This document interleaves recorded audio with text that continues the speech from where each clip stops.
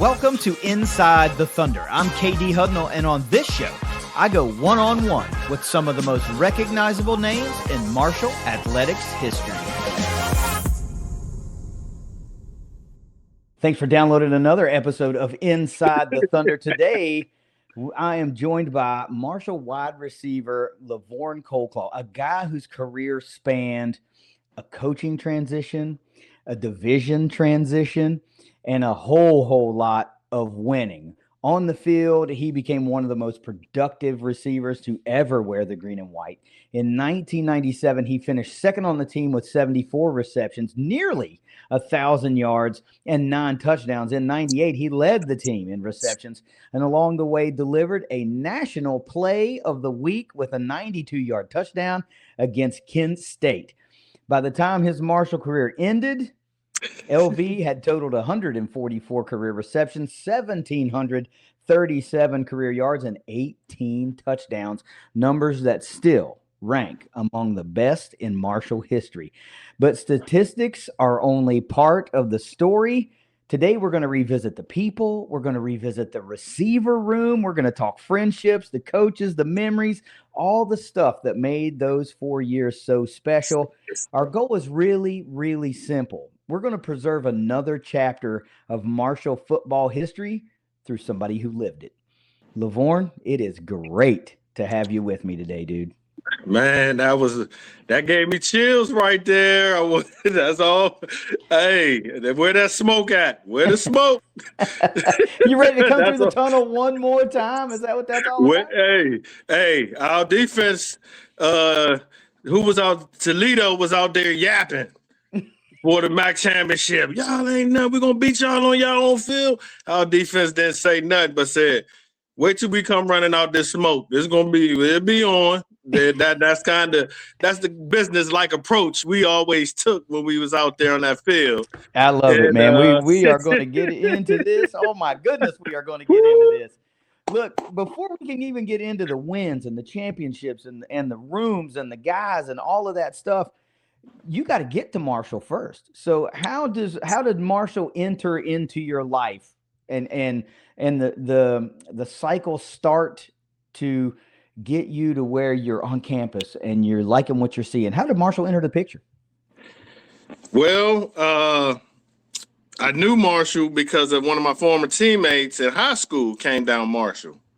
And I used to watch them late night, back before it wasn't 20 games on like it is now. And at 7 o'clock, it was maybe ABC, and you had to go to the UHF on the bottom, the knobs. And it was a station 52 or 3 out of Virginia, Warrensburg, Warnerburg, Virginia, I think. And it picked up the Marshall games.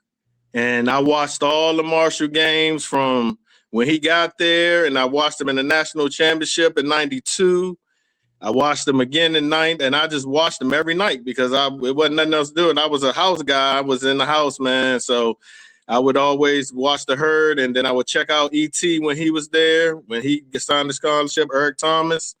And I just kind of fell in love with him, man. Like, I know about the plane crash because I got family members from Huntington that informed me about the plane crash when I was thinking about going to Marshall.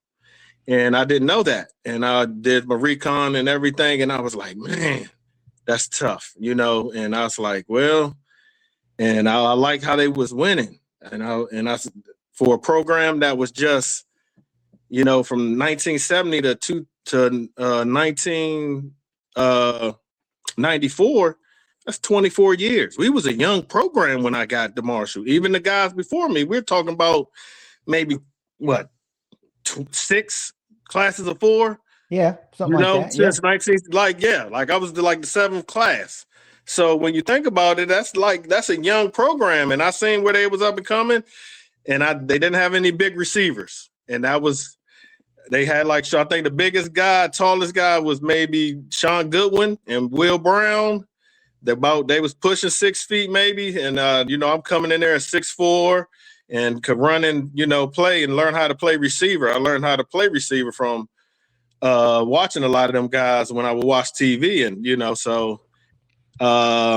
That's what kind of led me down here. It was the winning. And then when they brought me on a visit, first plane trip, and I'm coming into Huntington, tri-state, never flew a plane before out of DC. We got out of school for snow. And the basketball game was canceled, and they said, we can get you down here Friday. And Coach Donnan and Coach Billings, they was there. Coach Billings and Donnan recruited me, and they liked what I was bringing on the table, what I was putting on the field. I'm sorry, what I was bringing to the field and what I could bring to the Herd's offense and everything. And they offered me, and they was one of a few that offered me right there, but I didn't have my scores. So I had to go through that whole process, and that's how I ended up in Huntington. So what a unique way, right? You pick them up on a afterthought of a TV channel that just happened to pick up Marshall games. Right. So you're watching guys like Troy Brown, and watching guys like Will King, and you know what I mean? And you're like, wow, this little small school from Huntington, West Virginia sure does win a lot of daggone football games. And they're playing for some championships down there. It's not just winning. They're winning big, and they're winning really, really convincingly. Yes. So very, very, that's really cool, man. Like I can't remember who else I was talking to, but they too were able to pick up Marshall games where they were at just by luck. And so I was like, man, what a weird thing to have happen. Of course, nowadays people don't get that the kids that come out of high school, they don't understand that. You can stream anything, and there's 100 games on every weekend. Right. And it's like, it's a big deal to be on TV, just be on TV. Yes. Back in the 90s and the 80s, and it's damn near impossible. So when it came down to the recruitment, you said Coach Donnan and offered you on the spot. When you got that offer, you mentioned some other schools were kind of involved. Who was the Herd going up against for your talents back then? Well, they was going up against, for football, East Carolina, University of Maryland, North Carolina, Tar Heels, Louisville, some local schools, Howard, Bowie State, Clemson was looking at me when I wanted to go there too. And I got a few calls from Miami. And that was just for football. But for basketball, it was Northeastern, University of Maryland, Butler, St. Augustine, VCU. I have a ton of letters. Letters and people that I was going to visit. So I was going to go somewhere I just didn't know, because like I said, I needed to get that SAT under control. Yeah. But you had options. That's the point. I'm getting it. You had options. And so it took something, you get on campus and you start seeing how things are done, and you're seeing who's in the room and all that kind of stuff. And so what made Marshall feel different that they started to stand above some of these other schools? Winning. Well, that's that precise one-word answer. Winning's what you want, right? If I'm gonna be putting on all this work and to making this sacrifice for us football players, we're different. We're built different, and I know I'm built one of those different. So I said, man, I can go here. These guys is about winning, and they was about winning championships. And I wouldn't. If you was a losing team, I was crossing you off the list. Like losing program for a long period of time, I don't know. I just can't be. I only lost 9 games at Marshall. We lost 1 home game, and it felt sick. I felt sick all the Mondays coming in there. It was bad. It wasn't good. So I can only imagine some programs that just lose week in and week out. So that's why I was Marshall all the way. I was like, nah, they winning. They about to move up to 1A eventually, but I wasn't even thinking about that. It was just all about winning, and I can get on the field. Yeah, man. You're 2 years, 3 years removed from a national championship, and they're competing for a national championship annually. And then you as your freshman year in 95, they go to the national championship game again, right? So it's like it's a habit in Huntington at that time. Right. It's not something that happens. That's what they do. They win. and what an era. I talked to Max Yates there a couple weeks ago, and it was like, man, you only lost 2 home games as a player. Well, you top that because you only lost 1 home game as a player. Right. And it sticks. And I heard fans of that era know what that game is, right? They know, but that one's got to stick to you a little bit because you're like, man, it's just one. If I did just not just one, why did it have to be one, right? We beat ourselves that day. We just beat ourselves. And you go back and look at the tape. We got penalties, miss opportunities, and we still was in the game and still could have won it going down the stretch. But that's and we said that to ourselves. And it was funny that you brought that up. That it was the Montana game you're talking about.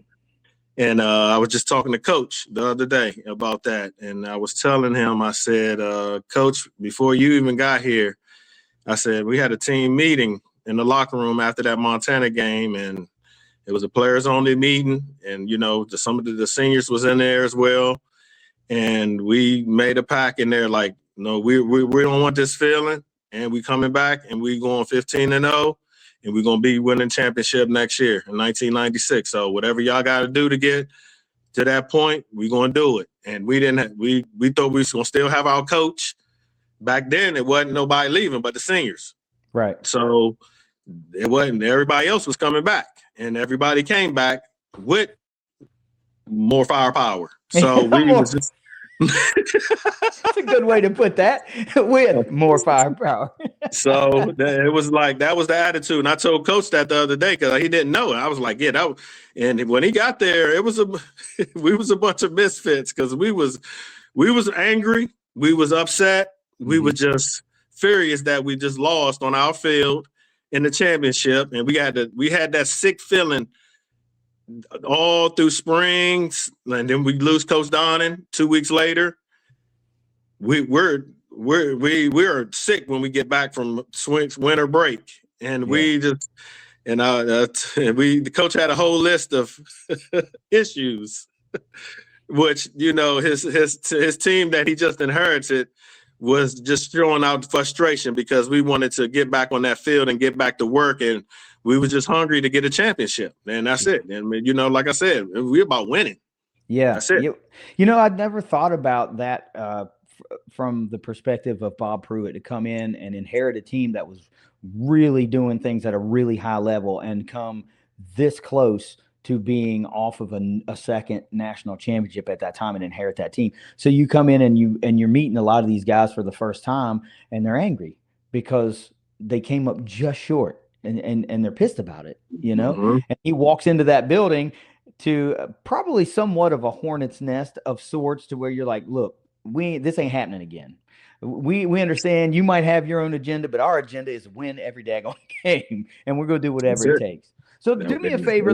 Before we get too far ahead of ourselves, let's talk about what you first remember about Huntington. Like, what sold you on winning? Sold the program to you, but what sold you on the city? What stood out? What was surprising to you that you may not have realized was going to be there? When did it begin to feel real for you? Like stuff like that.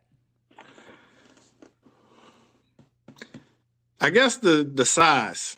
For me, it was the size of the city, how it was a college town, a city that you can just feel the bond, how it came together, like through what we went through back after the plane crash. You kind of get that feeling. I got it. Like, man, this is this feels different than any of the other places I went to. And I said, I think this might be it. It was just only 6 hours away from home, so I can get back home, or my parents can get here, and then the people, just the people that I've met and I'm still friends with to this day. I'm talking about day one, people that I first met when I first got here. That day was the ones right there, and it just made me feel comfortable for a guy. A 17-year-old kid leaving home for the first time, for more than 2 weeks, right. Like that's big. I tell that to some parents all the time to their kids. I'm like, you want to go to college? Have you ever been away from home for more than a week? I don't think so. But just that and them just walking me with open arms. I was looking at some of the articles that they was writing when I was a freshman about me coming in and, and just accepting me for, the ball player that they was looking for me to become. Yeah.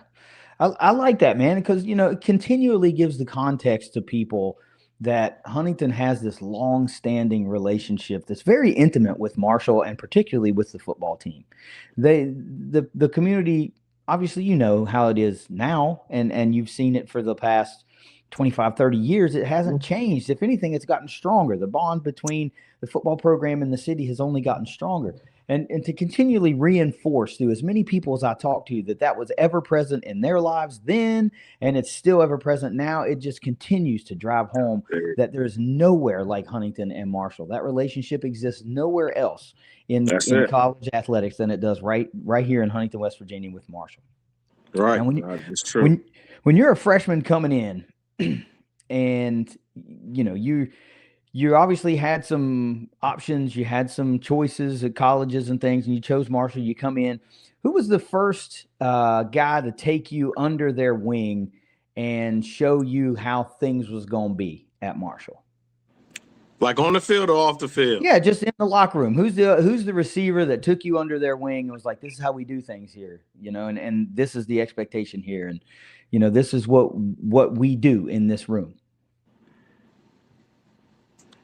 For me, it was Tim Martin. It was Timmy. We're just playing golf with him the other day. So that's the guy that I patterned my game around and went to for knowledge. I looked at how he ran routes, how he caught the ball, how he blocked, how he just approached every rep and every play in practice. Because, when we first get there, they putting you at the bottom. I was with the 3s and 4s and 1s and 2s. I was getting all the reps on there, but I was with the bottom, so I would always get visual reps. I was look at the receivers in front of me. I would look at them go, along with Ricky Carter, Thurn Todd. Those guys was in the room with me. Donald Cunningham was here. And we was all – I was the young guy, but they was been here for a while, and Sean Goodwin, that's another one.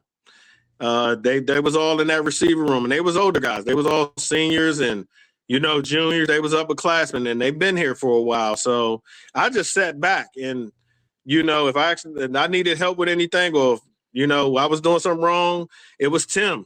It was him to come up to me and ask, you all right? You know what you got on this play? He might come over there and say, LV, what you got on 2-4-2 flat wide? And I'll be like, I got that's too long. He's like, you got to get your. I'm like, oh wow, just out the blue, and just give me a play, and I didn't even know where I was supposed to line up at, or even know what I had on the route.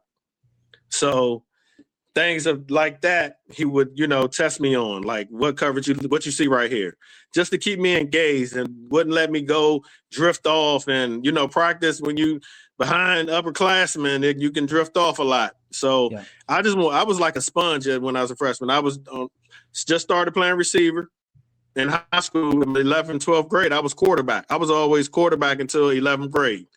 So my high school coach switched me to wide receiver in 11th grade because he said, I can't have the best wide receiver in the state playing quarterback. And that's what he told me when he moved me. I was like, really? He's like, yeah. I was like, we'll get somebody to throw you the ball, but you're the best. You're the best one in the state, so we're going to throw it to you. I think that probably was a good call. I mean, not that you probably weren't a good quarterback, but I mean, being a wide receiver worked out pretty well. You know what? It was different because at wide receiver, we want the ball every play. Of course. We open all the time, and we want the ball every play if we can have it. So even when you ain't open, you think you're open, right? Hey, when we got that across, I was okay. I was like, all right, we'll be all right there, coach. All right. So at what point did Marshall stop being just where you played football and start becoming home?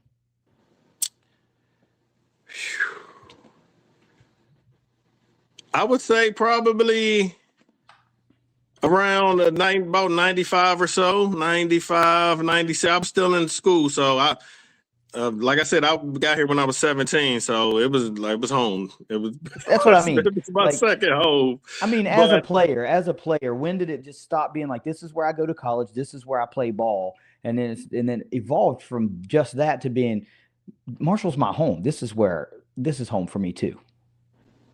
Did it take a couple years? Did it happen during that freshman year?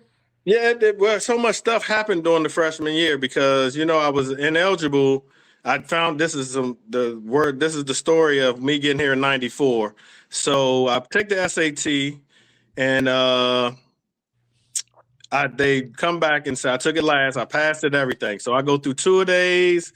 I make the depth chart and the travel team my freshman year. So I found out about all this in the same day.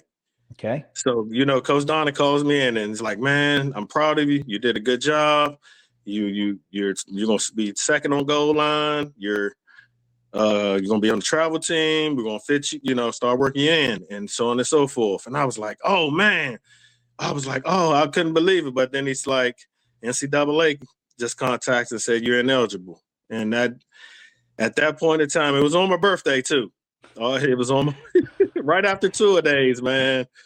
And it was, just think how you got to go through something right there. So some was some little rule they had, some speculation that said that, I didn't follow the rules correctly by taking the test on time because of my learning disability. And, nobody from the athletic department can administer the test. The girls' basketball coach which was also a teacher, rest in peace, Mr. Gravish, and that he administered the test. And he just came in there and said, here's your section, go, and left the room and came back when the time was up.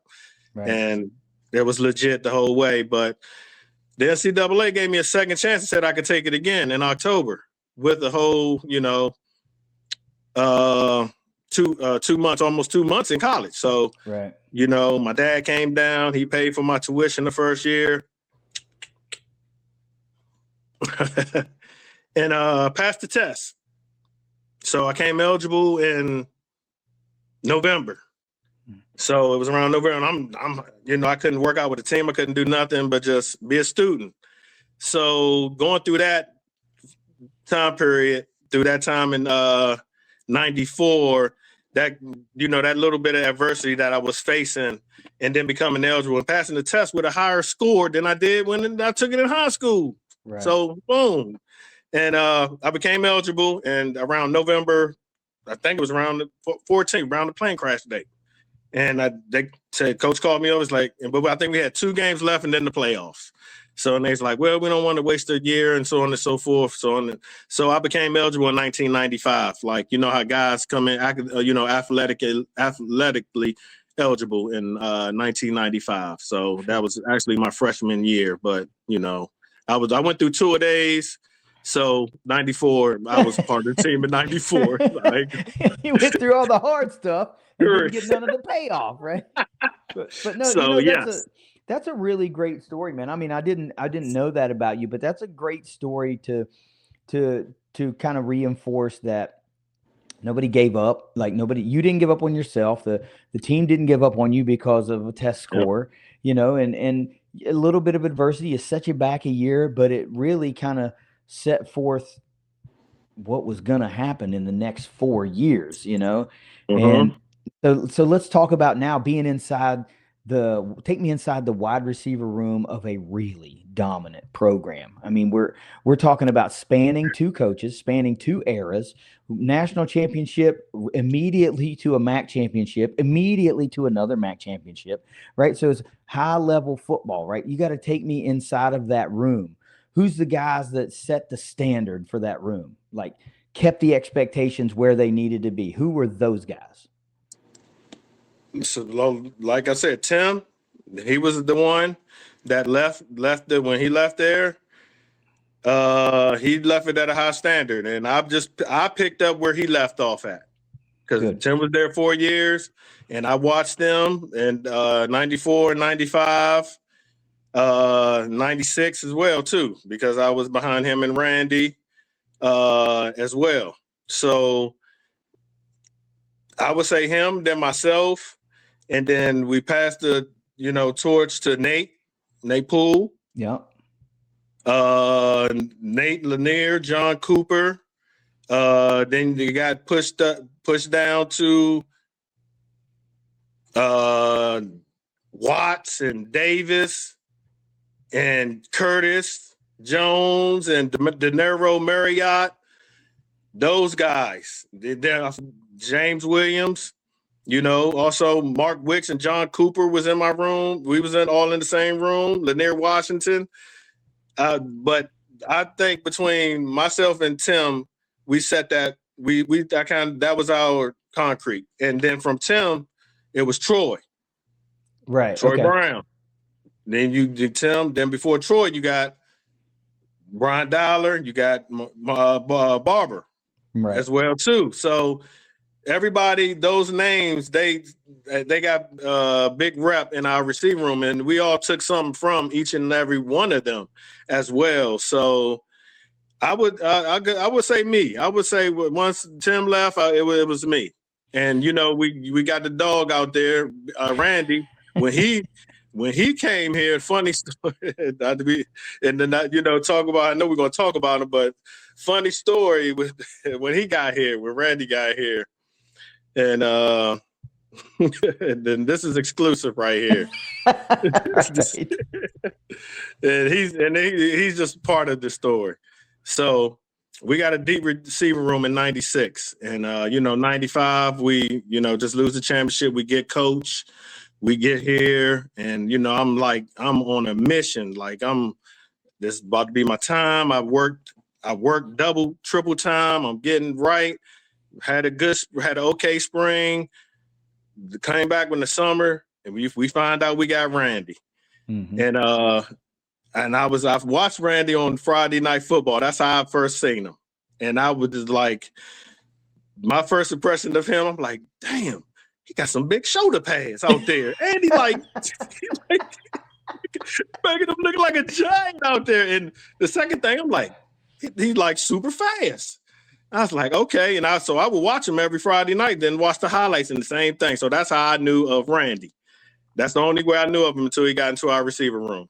And then he gets there and, he shows up the day before camp. Like, we don't see him until, like, the team meeting the night before. So we going practicing, and I'm just like, yeah, I'm a competitor too. And this is where I say we bring stuff to Marshall and how we conduct ourselves as receivers, So it was a play. I would say it was an All-American going up against a future Hall of Famer. Mm. And it was one-on-one. And this in the stadium is probably second, third day of practice. We're doing one-on-ones. Now, one-on-ones at Marshall is it's must-see TV because we get excited. So this All-American and our future Hall of Famer at the time we're looking at, he just gets jammed and don't get off the ball too much. And then he kind of loaf. I would say loaf. I'm not going to say give up, but I would just say kind of loaf with a ball he could have caught. I thought he could. Well, we all know he could have caught it after what he did next. So, and the All-American is John and Melvin. That's who the All-American. He's John him all the way down. This Marshall. We play for championship here. We play every play. This is where we win championships right here. Every rep. We don't loaf. We don't. And he's just giving it to Randy the whole way back. And Randy just goes back. He said, I'm going to go again. And we all just like, oh, okay. Yeah, this is when we seen it. This is when we like, oh, like he just did a regular, what'd he do? Just straight, there was a 9-ball. And Melvin was on him and he guarded him the whole way. And then Randy leaps up in the end zone and snatches it out the air, just like right over Melvin, and tucks it in. Melvin's like still right for the ball, makes the tackle. Randy comes down 2 feet in bounds for the touchdown. And, Randy helps Melvin up, dapped up. And from that day on, that we seen greatness from him. And it was just like, I think that was one of the moments where hey, you with us now. You part of this arsenal. and then that day on, we saw it too. And then he pushed everybody He pushed everybody to the limit. And that was like, and I, every day I would see him, I'd go up against him.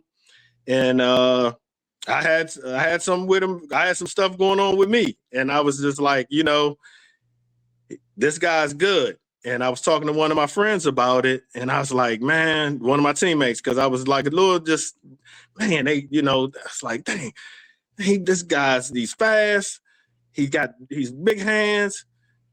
He's good routes. He's doing freakish stuff. I'm talking to my friend, and he's trying to console me a little bit because I'm just beating myself. I'm like, man, what up? And I was like, man, this is the first time I met him. I played with a guy, and he's better than me. Like, and he's like, hold up, LV, let me stop you there. He's better than everybody. Like, did you see what he did today? Like, just hold on. Like, he said, pump the brakes, LV. It ain't just you. Yeah, he said, stop beating yourself up. It ain't just you. Like, he's better than everybody. This is like a one in a generational type talent we're looking at. So I'm just like, I'm like, you're right. He is. It's like we got Jordan on our team, and I'm like behind him. He's like, yeah, man. It's like that. He's like, we got Jordan. I was like, all right, I'm good then. Yeah. And then it was just like, and that's kind of one of the stories that, that I went on with some inside stuff to what I was dealing with when Randy first got there. Cause I'm like, yeah, we about to do this together. So, and I was like, man, I'm going to be right here beside you. I'm going to be pushing you every way. We're going to be doing extra reps. I used to stay on the jugs machine after practice every day by myself, and then he started coming out, man. And then we started running routes. Then we started doing 110s. Then we started just racing. Then we'll just like, all right, let's just race 60 yards. Let's go. And we'll just do it till we get tired. All right, let's do some 110s. Let's do it. And just after practice type stuff to where, I love it now that he has that the Moss thing. You got Moss, that we used to call that getting dunked on, because that's what we used to do to the DBs, because they was a lot shorter. So we would just jump an alley-oop and dunk on them. So I'm glad he trademarked that. Let's go. So, you get your first. I'm not going to spend too much time on Randy because this is the LV story, right? And I understand that Randy is part of that story because you guys line opposite one another on an offense for a couple of years and really wreak havoc on some defenses. So I understand he's a big part of that story, but you say, you got your first glimpses of him on, the Friday night, local news the Point After show. Yep. Well, I mean, I don't know if we've talked about this before, but I was at that high school. We went to high school together. So I was watching that happen live. So I particularly, I knew what was going on, and then when the announcement came by that he was coming to Marshall, I was like, they don't even the local media, like Keith Morehouse knew what was happening, because Keith had been reporting on sports forever and he knew Moss, but I was like, man, some of these guys probably don't know what's about to happen here. This team just went from great to unbelievably great on offense. Like, will they? And of course, that 96 season proved that nobody got within 14 points of the herd that year. And I mean, it was but interesting to see you actually saw some clips at DuPont, and that's where he got on the radar for you. But I would like to share that. That's one of my small little claims to fame is that I went to the same high school, so I saw that earlier. Live. Live. I mean, I like to tell this story, and I'm not going to spend a lot of time on it, but our high school was really, really small, really small. And football field was in the back of the complex. The student park was in the front of the complex. And on Friday nights, as soon as school would let out and the students would start to leave the parking lot, people would show up to get parking spots for the game. That's how it was. 4 hours before the games, the parking lot would start to fill up because there'd be 10,000 people, standing room only. It was wildest thing I've ever seen at that small little high school. And in the middle of nowhere, West Virginia. It was wild. Anyway, let's get back to the LV story, shall we? Since you were one of those guys that helped maintain the standard and keep the standard high, who would you say are some of those guys that kept everybody loose and didn't let it get too rigid and too stiff? There's got to be guys that keep everybody loose and ready to play fast and all that kind of stuff. So who are some of those guys? You one of them too? You're right. I am one of them. Obviously, you got to take on all of them. But myself, I would say Randy as well. He was a Lucy guy, especially on game day. And Nate Poole, he was also one. Tim Martin, he just always was business-like, but also kind of like, hey man, like if you've seen any type of chip in your arm and he'll come ask you some questions or talk to you, make sure you was ready. But also like, man, I was like, I'm worried about Appy, such and such, what the coverages they're gonna play and all this. I'm a freshman. He's like, man, LB, let me tell you this. They only play 2 coverages. Man is zone. That's it. He said, man, he's looking at you, zone, he's looking at the quarterback. I said, okay, that's it. And just simple stuff like that. Then you go. But I would say myself, and yeah, I would say me.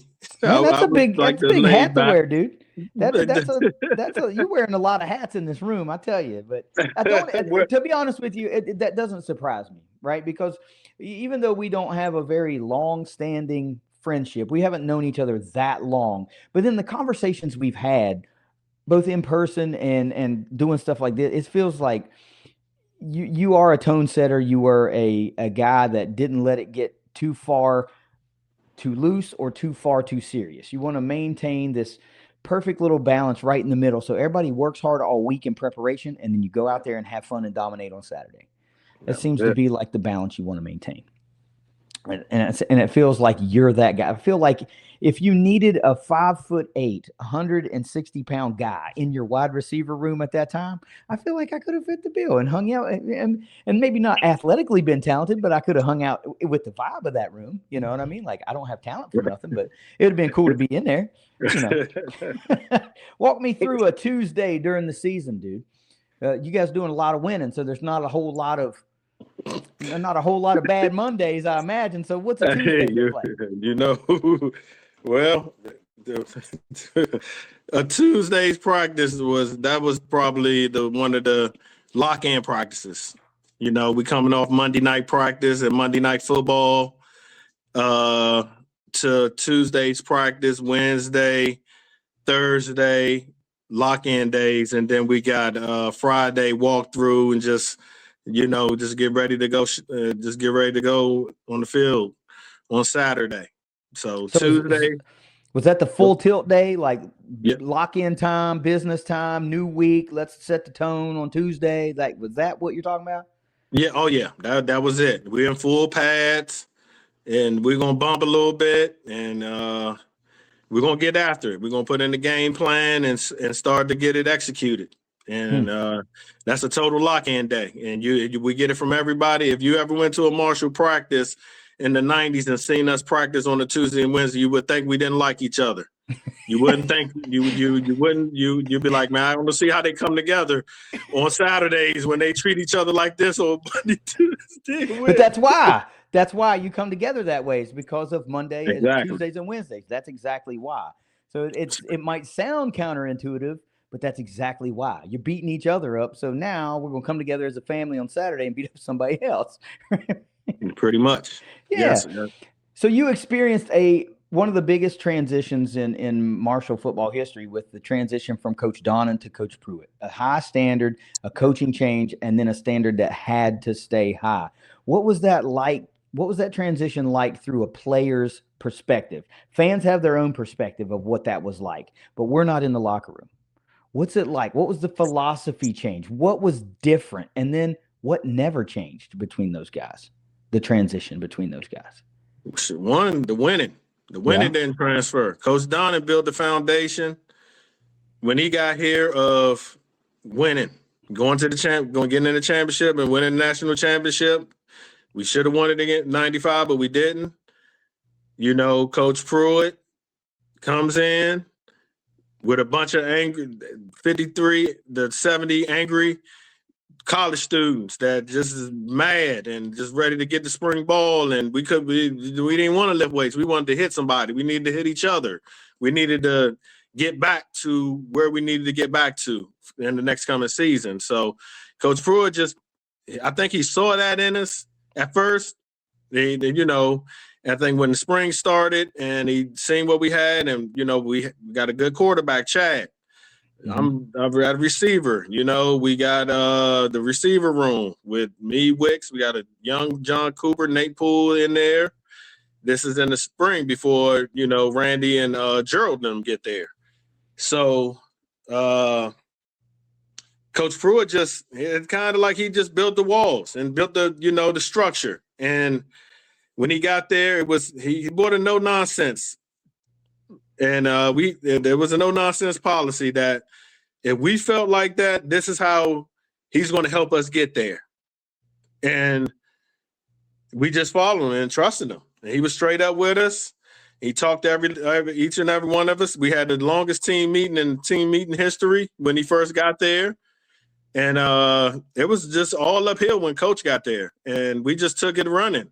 And we wasn't going to disappoint him, and we wanted to prove it to him. And we was like, man, we you can just sit back because you just let us loose. And that's what he did.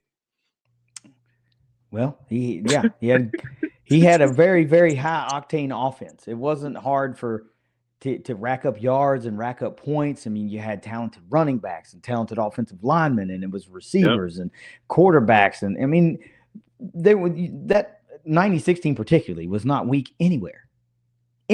Not one single solitary weakness can you run up and down that roster and go, well, you know, they could have been better here. They could have been better there. Because it's a who's who up and down that roster and herd history when you go up and down 96 particularly. But these MAC era years too. Whole slew of great players. Bob Pruett really walked into a great situation and then made that situation better. Yep. Made that situation better. So let's go a little bit full circle now. You're here, you're playing, you're a big time contributor. Like, you're not just a guy on the roster. You're a guy that's helping the herd win games. And you get to be to this, you know, junior, senior type years. And now you're a big leader in the room. You have been for a number of years. There's young wide receivers coming in. Who's the first wide receiver, first youngster you took under your wing and said, hey, this is how we do stuff here?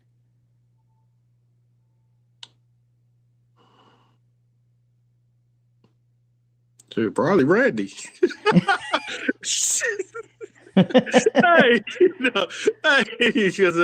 when he got, I was already established, so I was like, you know, and Tim was also there too. So we kind of, you know, we was the models for that. But after Randy's leaving and Tim's leaving, so I would probably say Nate Poole. Yeah, that would probably be him, and John Cooper, David Foy, Lanier Washington. I knew them guys was going to be the next wave of what, you know, I had to go through, and what, you know, how we carry ourselves as receivers, and, you know, how to prepare and how to be prepared and things of that nature. So it wasn't just one guy. It was pretty much all of them, because they would look, they was calling me Unc back then. So, you know, yeah. So hard to beat. And this is like 20 years old. I'm Unc at 20. Oh, that's what I was going to say. College is such a weird place where people look at you and you're 20 years old and they think you're old. You're like, I don't know about all that, man. I mean, but yes, that's such a weird microcosm of your life. You know, 4-year span, you go from a baby to an old head, and you ain't but 22. You know what I mean? It's like, I got my whole life ahead of me, and I'm the old guy. Jeez. So I tell you what, I want to talk about something fun, and I know that you gotta be able to remember this, because it's the big one, man. It's the 92-yarder from Kent State. When you guys broke the huddle out of that, do you remember what the play call was? What was the play call? And then walk me through the whole thing. What were you seeing? What did you just walk me through it? Well, for one, we practiced it all week because it was right. We was on the left side, so it was right 92 pump go. So that's what it was. It was just a design play. Fake the screen to Randy. That's that screen that he took it to the house on the 92, the one the week before. He took it 90. So it's that play. So we knew they was going to overplay it. It's still early in the season. They know we like to do that play to them. And that's just the play where we all 8 guys go block for him and he just go score. So early in the week, we practiced it. They said we was going to put it in, and we ran it. And executed it every time in practice. When me and Chad would practice it afterwards, I said, just throw it out there. I said, I'll get it. Especially if there's nobody out there, I'm gonna run up under it. So just put it out there. And we break the huddle and we're smiling because, the last 2 weeks we got the AT&T long distance award where we got it the first week for the Army game. Mm-hmm. So we was like, nah, we want to get it every week. So back then we had a special play, first play of the game. We had a special play, like this is the play we're going to run, first play of the game, regardless of where we at. So on the kickoff, the ball bounces over Wicks's head. So it goes inside the 10 to like the 5. And he gets it out to the 8-yard line. And we're just running on the field, snickering. Not snickering, but locked in. But it's almost like, man, I'm kind of, that's my relax.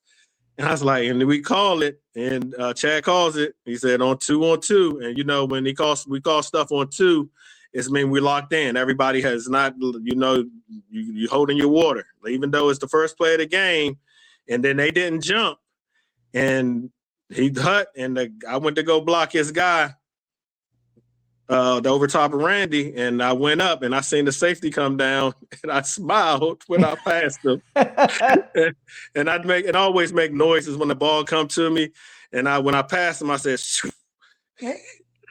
So he breaks down and this is the defender. It was over. I knew it was over, and I see the ball coming to me, and I catch it about the 50. Chad threw a perfect pass and just ran it in, and that's just jump started us. And it was like, yeah, we back in the MAC. This is what y'all gonna have to deal with. This is and we letting y'all know, y'all better be ready. So, and that was just the jump start. And the weird thing about that story, I told my mother on Wednesday. I told her because she was recording the game on the VCRs. I was like, on the same channel, 52. And I said, Mom, I'm gonna score the first play of the game. Make sure you get the VCR ready. I'm scoring. First play, because she was having the birthday party for my brother at the house. So all my family was there and everything. So yes, and I still got that tape to this day. That's great. Dude, you're full of great stories, dude. This is awesome. That's a great one, dude. That is a great one. When you were part of so many big moments, so many big games, championships, when you allow yourself to when you're you got some quiet time, when you got a little quiet time and you allow your mind to drift back to playing days, what's the first memory that always comes back after being part of all those?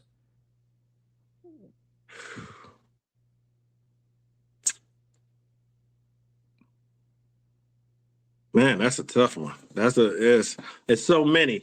That one is so many, but for me personally, or just me, man. If you're chilling and you're daydreaming, and you're like, man, them days was good days. What are you usually thinking about first? How much we won. Yeah, that's the first thing. Just like, man, we won a lot. And just how the bond was, like how we were. We're young. We're 17 to 23, 22 years old at the most in college. You might have a few 24, 25, but we're young. And then how, we conducted ourselves as young men back then. And that's the one thing I look at myself and I look back and like, man, I'm glad people can still remember me and, say good things when I run into some of the fans and, they're like, oh, I remember this and so on and so forth. And that like stuff like that, because I think my young me, and sometimes I get mad at my young me, but then I got to sit back and it's like, no, you did do what you were supposed to do. And you carried yourself in a professional way, even though I'm just a young man. First time being away from Glenard, Maryland in my life. So, and so I reflect on that. Football, I would say the practices. Like I miss, sometimes I'll be like, man, let me go run some sprints. I need to run some sprints. Like this week when I said I'm itching. I gotta this time of the year and I was like, oh, I don't know. And it's football season. It's like at this time of the year, you're in the tip top, you're in the best shape, you're ready to compete at the highest level. That's how my body's in tip top shape, and I'm overly confident, and I'm prepared, and I'm ready. Like, that's what's going through my head at this time of year. Like, since I quit playing football, even in doing that, leading up to it, I know I've been worked out. I done did all the stuff. Now I'm ready to go out here and hit somebody and make some plays. Yeah. So that's the mindset when I when I do try to get in that place. But I usually go back to that right there, and then I just start doing push-ups and pull-ups and running and doing all that. And man, I walk now, and I'm come on, man. I'm out here golfing, like. The calendar flips to August, and then all of a sudden you're like, I gotta hit something. Man, I gotta hit something. I gotta compete. I feel like I gotta compete. Even like when I've been playing golf now, and I just turned it on. Like, I ain't turned my competing meter on yet until like August. I'm like, nah, I just gotta feel like I need to beat somebody today. And I beat Coach yesterday when we played. So I was like, yeah, Coach, that wasn't personal. I just felt like I needed to do something. We do a lot of, I never played, but I do a lot of looking back at my collegiate years too, and reminiscing about how good they were, and and how much fun I had, and how impactful they were on me as the man I became today, and all that kind of stuff. So when you look back, what are you personally most proud of about your personal martial career?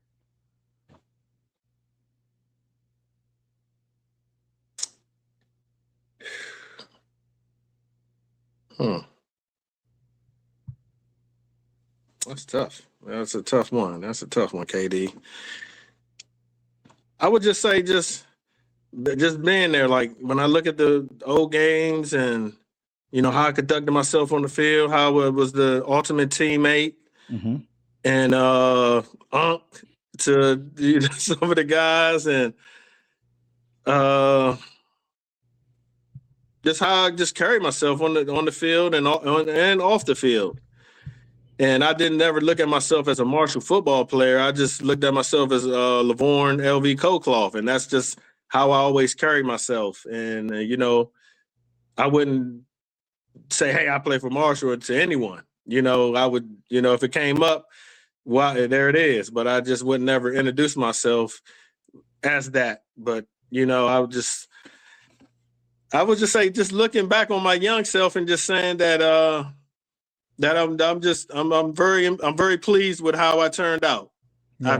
I had a great career. I caught many passes, touchdowns. I got to play with a generational talent that went on to do major things. And I watched a young guy from high school come in and throw passes with us in the summer, Chad Pennington, to becoming the NFL quarterback and lead Marshall to all these wins, and being, people don't know this, but I was Chad's number one receiver. If I was that security comfort blanket.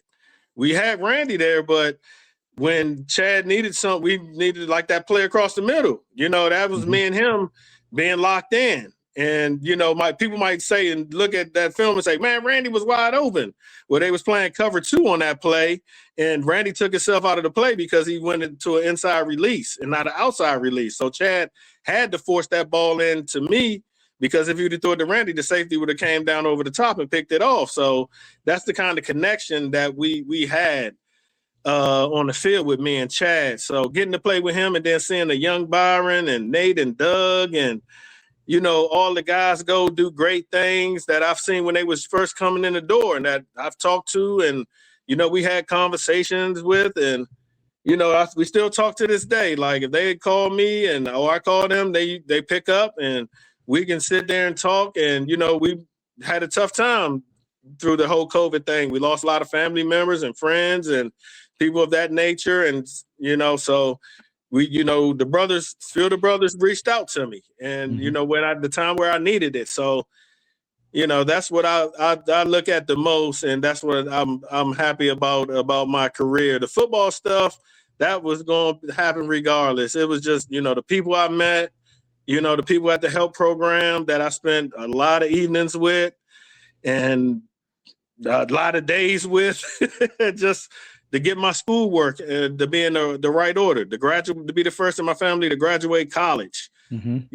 So that's the stuff that I look back and say, man, that's all right. With the cards that was dealt to me and the adversity that I had to face through those first few years and at Marshall, and then the transition of coaches, and to still persevere through all that. It takes a special kind of toughness. Like my buddy said, it takes a special type of crazy to play football. So I guess I'm a special type of crazy, but I can dig that. Because we run into each other willingly. That's the end of that. Yeah, that's true. That's true. So most people spend their whole life trying to avoid contact and conflict. The football players seek it out. We want it. We want it. I tell you, I got to be honest with you, man. I feel like that you telling me that the thing that you're most proud of is like being a good teammate, being there. That resonates a whole lot with me, because I think that's a mindset that, like the situations you just described about guys still picking up the phone, that goes forever. Like there's a day that you don't catch passes anymore. There's a day that you've caught your last touchdown, but there's not really a day that will come if you still have control over what kind of teammate you are for the rest of your life. You can be a good friend, you can be a good brother, you can be a good human. And that's really cool to hear. Like, what I'm most proud of is the type of teammate that I was. There were a lot of great plays, a lot of yards and touchdowns and games won and all that kind of stuff. But dude, that's lifetime stuff right there. That teammate stuff, that's lifetime stuff. That's character stuff. And I can dig the hell out of that. That's awesome. That's an awesome answer. Awesome answer. Let's lighten it up just a little bit. I got a couple questions for you, and I'm gonna have you do something fun I've never done before. But I think I'm gonna do this from now on, though. Give me a couple more questions, and then we'll get into that. What do you hope that Marshall receivers playing today will do the way that your group did it? Like this year's team, or this year's team, any future receiver, like. What do you hope that those guys do in their own way that is exactly the way your group did it? The way our group did it, we did it special. I don't know. Well, I would say we competed every day, every second. Like, it was always trying to push each other to get to that next level, to make you uncomfortable where you was at. So you can get to that next level. And I was there. I thought I was it. And I was it in my head until Randy got here. Then I'm like, oh, it's a different it I need to get to. So let me start pushing now. Like, my practices went up from 10.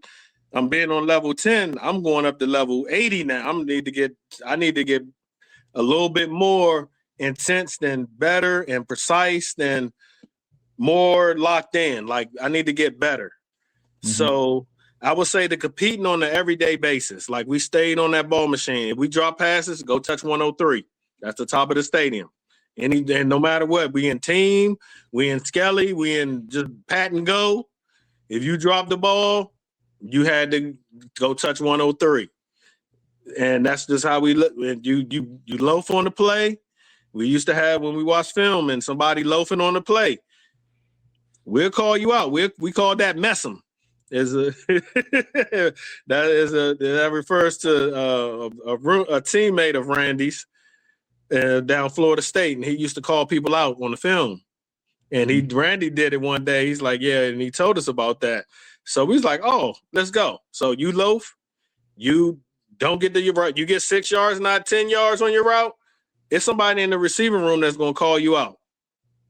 And you just had to take it. And if the coach didn't see it, you was definitely going to get called out. In the game, if we watching the replay from the game, and let's say if Randy was supposed to get 10 yards and he got 8 and pulled up a little bit, I'm like, Coach, look at Randy on the top. Look at it. Man. hey, but that's the kind of standard we kept up. It was fun and playful because a lot of stuff is swept under the rug when you're winning. Sure. We didn't want that to happen to us. We wanted to stay sharp. So we held each other accountable like that. So that's what I would tell them. Get on your brother. If he's not blocking, I would get upset if I missed a block for Doug and he got a 6-yard run. But if I make my block, he gets a 12 to 18-yard run. Right. So I took pride in my blocking because I had to block linebackers. I was in the slot and I was going up against linebackers and safety all game in the running game. And I took it. I'm like, well, if he get through the line of scrimmage, I'm going to block my man. He gets to the next level. Sure. So it was the total team sacrifice as well, too, because we didn't care that, Doug was getting a touchdown or I was getting a touchdown or Gerald got a touchdown or Wicks or Randy getting 2 touchdowns. Randy, I call him AT, automatic TD. So we went in the game 6-0 with him suiting up. So that we already winning. That's just 6-0 with him suiting up. Right. So that's how we just looked at it. We all wanted to see everybody do good. Like everybody getting the pass today. Everybody's going to get, we were trying to get everybody in the end zone. I remember one week, Central Michigan, we all scored touchdowns. Like stuff like that. Yeah. And we just kept the competition on a high level. And then it was also, and within me and my challenge and myself to push Randy to, never let him slack or never let him, you great. Let's be super great. Like he's Mike to me now. I'm like, I want to push, I want to see how far you can go. So I never let him have a day off. And just like he would do to me, days I would feel it, I'm like, no, let's go, Vaughn. Let's get on this ball machine. Let's get us 100. And, let's get these runs in. It takes stuff like that. And this is a Hall of Famer, future Hall of Famer, picking me up. And they're like, nah, come on. I'm trying to get his job, Right. So. Yeah.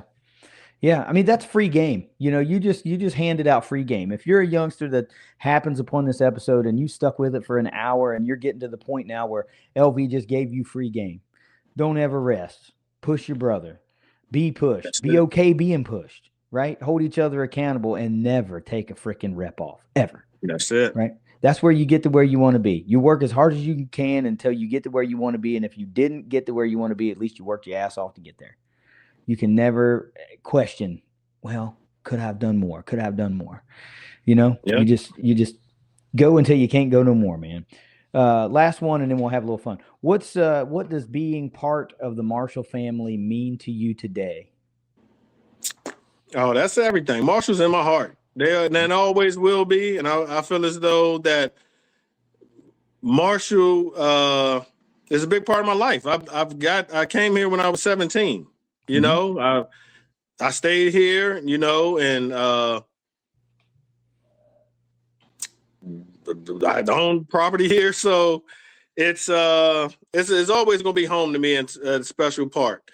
In the Huntington area, the people that I run into, the people I ran into today, I haven't seen in years, just, and the smiles and the laugh and the love. I come from, kind of a major city outside of Washington, D.C., Prince George's County, Glenard, Maryland. So, coming to a town like this, that's probably half the size of one of the towns that I'm used to going to, but how Marshall's always going to have a special spot in my heart, regardless. And I'm just tired of the losing. That's the only thing with the football. We need to start getting some winning back. Like we gotta get back going. I'm telling you, if I got to suit up under another name, I'm telling you, I'm getting out there. But that's so that class of 2027. LaVorn Colclough is going to line up for the herd. We're just going to switch the letters around. You'll be LaVorn Colclough. Nobody will even know, man. So we're going to have a little fun. I've never done this before, but in preparation for this interview with you, I knew this would be fun to do. I should have been doing it the whole time, but I haven't been. We're going to do you're going to give me your Marshall wide receiver Mount Rushmore. Your 4 guys, any criteria that you want, it doesn't matter. It can be production, it can be leadership, it can be locker room stuff. I don't care. Whatever's important to you is who makes your top 4. All I'm going to ask is that once you give me a name, you tell me why they made it. And yes, you can be on your own Mount Rushmore if you want to be. 4? 4. That's Mount Rushmore. Man, 4. we got a lot of good and great receivers, You sure man. do. You sure do. This ain't about hurting feelings because this is the criteria is yours. There is no right or wrong answer. This is LV's Mount Rushmore of herd wide receivers. Who's number 1?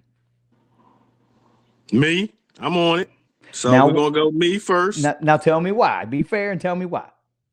I would just say the transition from the smaller receiver that Marshall used to have to that next level receiver, that the height, speed, the hands, the athletic ability that was brought behind me. Because, if you look at how I played, then you look at a Randy, you look at Nate Poole, you look at Lanier Washington, you look at Josh Davis, Watts, those type of guys.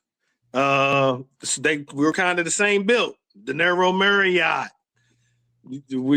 so I would say all the receivers took a mold out of myself out of myself.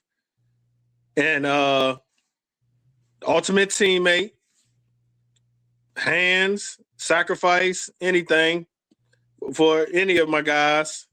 I'm always there for my guys anytime they need me, man. Anytime.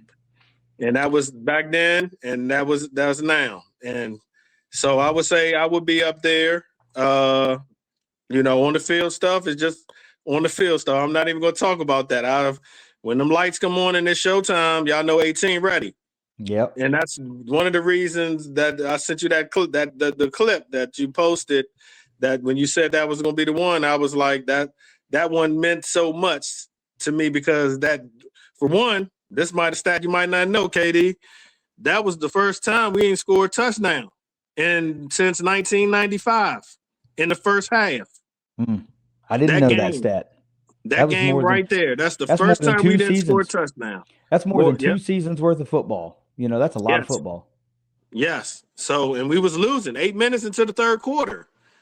So that play right there means a lot to me and my career. It's not a touchdown. It's not nothing, a lot of touchdowns, but every big play is not a touchdown. And that play just lit a switch in us right there. And I just remember going back to the huddle and it being quiet, like nobody saying nothing.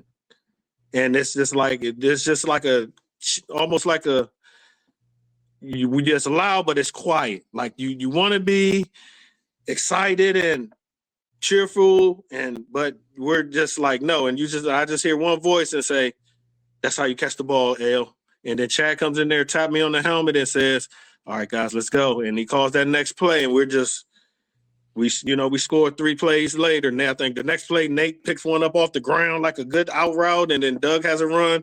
Randy gets the fade, and the rest is history. So me first.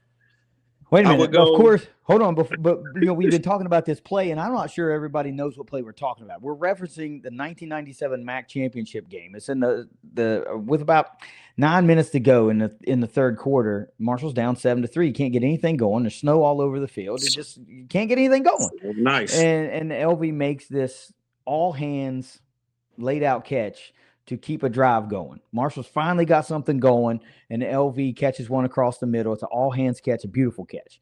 And you kind of got to catch, stretch out, catch it, tuck and roll to protect the football, and it moves the chains. 3 plays later, fade route to Randy. Marshall's back in the lead. Marshall would never relinquish the lead yet again, and they hoist the MAC championship trophy in their first year of MAC football and Division 1A football in 1997. Clutch play. That's why not all great plays have to be touchdowns. That was a catalyst play that set up a winning championship or a championship winning game. That play. And if you missed it, you can find it on the Thundercast Facebook page, because it was the Thundercast throwback this week of LV moving the chains for the herd and helping hoist that first trophy. Now, give me number 2. Right.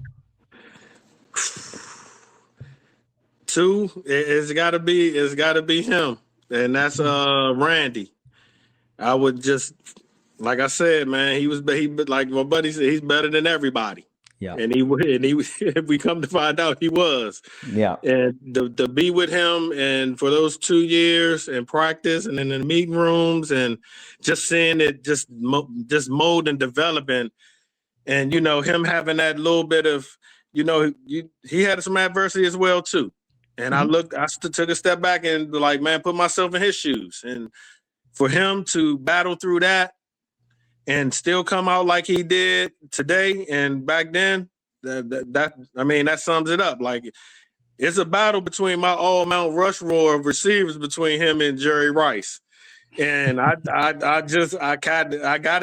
gotta take Randy because that's AT, automatic touchdown. Right. Like, that's no matter what, he will get you a TD, and that's what you need in football. So and he was everything you can think of that you would put in your receiver. He was fast, good routes. He'll sacrifice and get out there and block on that edge when we needed him to. And he just one of those guys you just like, man, I can look back now and say, damn, he was different. Like, and I'm out there with him every day, seeing it, like trying to get past him or be better than him or, push him or compete with him. Not even taking in the greatness that the whole world got to see on Sundays. And I told it was unreal. And he did it all. Me about, He did it all wearing linebacker shoulder pads. That's it, man. And I just laughed, and I was like, "Yeah, they don't know. They just don't know." Like all right, now we got to get into the nitty gritty. You got 2 down. You got 2 great wide receivers down. You got 2 spots left, and there is a lot of dudes to choose from. So who gets that 3rd spot on LV's Mount Rushmore? I'm kind of old school. I'm old school with this, and I've been thinking about it because a lot of great receivers has came down the pipe after myself, and like I said, they model me, Randy, but this guy next, he is like one of them do it all type receivers. Get him the ball, he's gonna make the play, and that's Troy Brown. When I watched Troy when I was in high school, and I like him. He was receiving, he was returning punts, he was blocking, he was doing everything he can help the team do to win the championship. And it was the ultimate sacrifice for him of how he played the game at Marshall. And that's one of the guys that I looked at and I saw that when I wanted to come to Marshall. It was when I saw number 8, when I saw Troy Brown out there, and I was like, man, I just like the way he ran routes, how he caught the ball, how he eluded defenders, like how he got separation.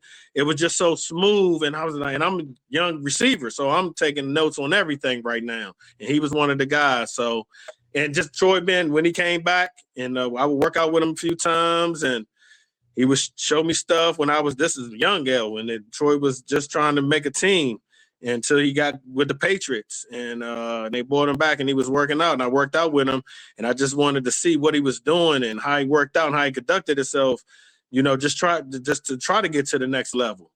So I would throw Troy up there, Troy Brown. They don't call him Mr. Everything for nothing. You know what I mean? I mean, he did everything. Even intercepting the football. I mean, dang, that's what I'm saying. Now you got 1 spot left, and it's a coveted spot. This is where rubber meets road, man. And this is a tough question. This is tough, KD. Like, because it's a lot out there. I know it's a lot. But this guy, for me, he's on my Mount Rushmore, because he took me up under his wing and how he played. And it's Tim Martin. And if you look at Troy, then you look at Tim, and myself and Randy, we all have something in common. But Tim, he showed me how to run routes, how to break down his zones, how to play the slot, how to conduct myself off the field, how to conduct myself on the field, in the meeting rooms, around town, just because he's a mentor to me. Then off the field as well too. So, and on the field, I just would watch him, and just to see a guy that small in nature, and I mean that very respectfully, but he played like he was 7 foot out there every time, and he was a mess to deal with out there. And I saw it on film, and I saw it each week in and week out when we got Timmy the ball. And like I learned a lot from him. I learned how to play slot because I was playing outside, and then I said I could play slot when it opened up, and I said I can do it. And that is because of Tim. So Tim Martin's up there as well too, man. So I would throw my buddy up there, Tim Martin. So me, Randy, Troy Brown, and Tim Martin. But I got a whole lot of honorable mentions, though. Well, I got a couple follow-ups here that will let you give a little relief here. Who just missed the mountain? Who just missed it, man?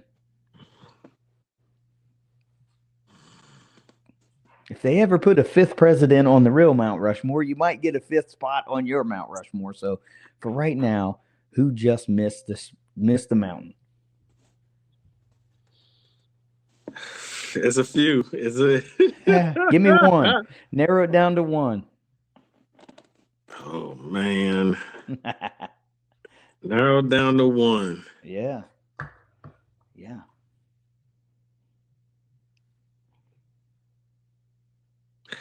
This is tough right here, KD, because you're right. Yeah. It's got to be three. It can't be one. Oh. Gotta be three. It gotta be three. No, well, you know what? And this is another player. Same pattern as myself. Stepped up when he needed to step up as well. And I mentored him as well. I would throw Nate Poole in there. Nate Poole is definitely up there in the Mount Rushmore because he was an all-everything player, just like myself. Mm-hmm. And that's one of the players I took up under my wing as well. So I would throw him up there as well. And, I know Byron had a slew of guys out there, and they was all dogs. So all the Byron's receivers, Marriott, Josh Davis, Kurt, Watts, all of them. Like, boy, cherry picking all the greats out here. But every time I see him, I'm so proud because I was like that first one. They modeled their game was modeled after. Yeah. And if you look at our receivers past myself, we was all that big 6'2", 6'3", 6'4", can run, can jump, great hands. Mm-hmm. We all had that same mode. So that's those guys. That's why I can't it's all of us up there because if you just pick one of us, you're going to get the same thing. And then we got Superman as well. Right. So on top of that. I can dig that. Yeah, I can dig that. Look, I got to tell you something from me to you. I just want to say thanks for not just doing this show this evening, but for all the years of putting your body on the line, all the work, all the sweat, the reps. You missed out on a lot of the college experience that just normal students have because you guys had workload, treatment, game, film rooms, practice, weights, all that stuff. And you did it all for, you had a hell of a lot of fun doing it. So it wasn't all for the fans, but the fan in me, I got to sit in the stands and watch you guys show out on a Saturday. And it gave me so many memories that I still think about. Being in section 115, watching LV hit the end zone down there and watch Randy hit the end zone down there. And I don't know, man, watching all these dudes like John Grace lay a dude out. And you know what I mean? It's like, this is stuff that I remember. And you guys gave that to me. And you gave generations of fathers and sons and moms and daughters memories that they still talk about. It's like, you can't buy that. You can't buy taking your little boy to a game and having an exciting play happen that sticks with this 6-year-old kid. You can't buy that. I mean, you bought the ticket, but you can't buy the memory. You guys gave us those memories. And that's why Marshall football and Marshall athletics is really important to me, because this is things you can't buy. And you gave those to people. You gave those to thousands of herd fans. And you might have hated those 2-a-days, but man, it paid off on Saturday when you were out there doing your thing, and you were out there making a dive and grab in the snow, stuff like that. Thanks for all of that, dude. Thanks for every single drop of sweat that you put into Marshall football. Right. Because you guys, your class, bridged a gap and set a tone for what Division I/FBS football was supposed to be at Marshall. You were the first ones to do it in 97. Then you followed yourself up with another championship in 98. And then when you departed the program, they kept a standard high and went undefeated again in 1999. Thank you for all of that. All the work, all the expectation, all the foundations, the bricks, everything that got laid to usher in that era of football. I am immensely appreciative, and I know that there are thousands of herd fans that are also appreciative. So thank you for all of that, and thank you for sitting down with me and talking today. Oh man, I appreciate it. I told you, caught me at the right time of year. This is when you want to talk football. I'm good now. I didn't let it out, all that energy, but I appreciate it, KD. And like I said, I enjoyed playing for the herd and the people I met, and just being, in the town of Huntington and the area. It's always going to be a second home to me, and that's Good. just what I have in my blood now. Good. That's it. Good. And I appreciate you guys. I love performing every Saturday for you guys. That 7:00 night game. I'm surprised they don't even do that no more. I'm just like, that 7:00 game hit different. Yeah, it did. It hit different. So for us players too. So 7:00 home game with the green pants and the green jerseys. Look out. Look out. Just look out. You didn't have a prayer in the world going up against the herd and the all green unis on a night game. Forget about it. And that game, the MAC championship, that's the first time we wore green. So we came out in white pants. So we didn't even know we was going to wear green that night. Mm-hmm. When we went back in, coach said we're going to meet in the locker room instead of the turf room. We're going in the locker room. And we had green pants on there. Everybody got excited. We heard it was like, hold up. We switched to the green, and that was so. I tell the guys now, when y'all wear that all green, man, that means something. That's a different feeling. Just like the all white on the road. And I was telling the guys the other night, some of the young herd guys that play now, and I said, y'all make sure y'all wear that all white up to Penn State this year. They gonna be having all white on for y'all, so let's make sure they be. It's time. Yeah, it's time. Shock the world again. Why not? Shock the world again. It's time. Did it a couple years ago up in South Bend. We can shock the world again. What the hell? We ain't no strangers to shocking the world. This is the Marshall Thunder and Herd, son. This is what we do. And it's about time. I think it is about time that we do it. And I was telling the young guys that play there the other night, and I said that, we went down to South Carolina. Mm-hmm. We went up to Clemson. Mm-hmm. We went down to the Kansas State. Mm-hmm. Notre Dame recently. Mm-hmm. And I said, we it's time y'all need to put y'all stamp on some stuff, and that's the way you do it, is beat a team like that on the road. Sure is. And I said it's set up for y'all. Y'all just got to go do it. So, I wish I could play and go out there and do it again, KD. But I had my run, and I'm on the Mount Rushmore, so I'm gonna just go ahead and leave it at that. Yeah, and watch from my living room. You're still in the record books. I don't, it's a lot of these records that are in the record books now are going to stand because guys transfer so frequently now. So, it's going to be hard to break a lot of these records. So being in the all-time Marshall record book ain't a bad place to be. That's a pretty good place to be. Right. And I heard they didn't take the stats, the Division I AA stats up to the Division I. So Marshall does, but the NCAA generally doesn't combine the two. Exactly. But Marshall does. For the all-time Marshall record book, your numbers are your numbers for every play that you played for the Herd. So that's a little bit different. But I know you know this, but I'm going to tell you anyway. We as the Thundercast, we exist to provide a place for, I don't know, preserving a little bit of Marshall history, a place at football games where you can come and hang out and relax and get some good food and hang out and just be a fan. And, you're always welcome there. We hope to see you there this fall. We'll be doing the big tailgate for the home opener with all the great food that you had before. And, if you're able to come to the home opener, we sure would like to see you there with whoever you feel like bringing with you.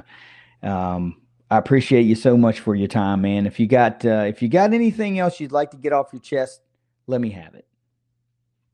Man, for one, Katie, I just want to thank you for having me and doing this right here, because this is a good platform to, for Marshall and the fans. I like it because, like you said, you're a fan, and you was a student when I was. We were students together. Yep. And then because you look at it through a different eye than I look at it. Like, I still can't look at football as a fan. Like, I look at it as a player. Sure. Where you look at it as a fan too, as players, and you ask a lot of good questions to make people reflect on their careers and their time playing football. I was, like I said, I was a young man when I first got to Marshall and got to Huntington, West Virginia. So, to see the progress for those 4 years and what I've done on and off the field. And, I don't look in the record books. I don't even know where I'm at, but I know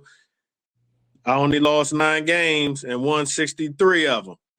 And we was in the championship every year I was there, except the first year in '94, where we lost to Boise, and, Montana and Boise had to use our stadium. And that was the last time we was going to allow that to happen, that another team come play in our stadium. So in the next 5 years, we all know what happened after that. Yes, we do. So I was part of that. We was part of that. Yeah. And I did. And you did touch on something like the sacrifice when you was thanking me that, because we couldn't do stuff like regular students. Well, I did stuff like regular students. Like, I did enjoy the student athlete of it. And I made sure myself that I wanted to do that, because that was mental health for me, because I couldn't go football all the time. And doing stuff outside of football, hanging out at the student center, going to study groups outside of this normal study hall, doing other things off campus with other different genres of people and different classes or races of people. Then, going to neighborhood. We used to play basketball in the winter league at the A.D. Lewis Center. They would have a winter basketball league, and we would have a Marshall team, and the A.D. Lewis Center would be packed every night we played. I'm talking about wall to wall, elbow to elbow packed when the Marshall football players team played anybody. And like, that meant a lot to us, because they accepted us in the community as well. And we always played in the summer league and all that. So I just made sure that my church is in Huntington, so I always try to branch out and get away from football and then just enjoy being just a regular, like I said, a regular student. That felt good. Like, we loved it in January, February, and March. That was the times you need to watch us. Right. Man, this has been one hell of a fun conversation. I am so glad we were able to find some time to do this. You have been a very, very excellent interview. This has been so much fun. But on that note, I am KD Hudnall. That is LV Colclough, and this is Inside the Thunder. I'll see you guys on the next one. Go Herd.